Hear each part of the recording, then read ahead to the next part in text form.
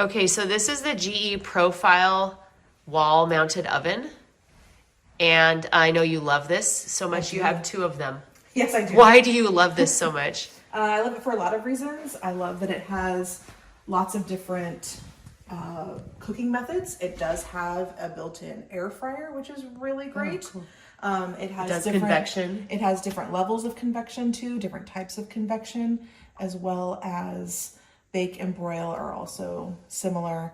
And broil is high and low. I love that it has a meat thermometer built in. Where does that plug in? So it actually plugs in inside, and there's a little plug right here. Wow. And it'll it tell tells you probe's connected, yeah. probe's connected. You put it in. The only downside to the probe is that the temperature is only visible in the app. It doesn't actually show on the screen. So you have to be in the app. You do have to be in the app. I like that this is a, please excuse my dirty look.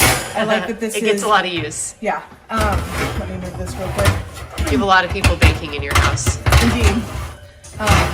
I like that this is this particular is the glide shelf as opposed to the traditional shelf. It of course comes out if you need and moves up and down using the clips.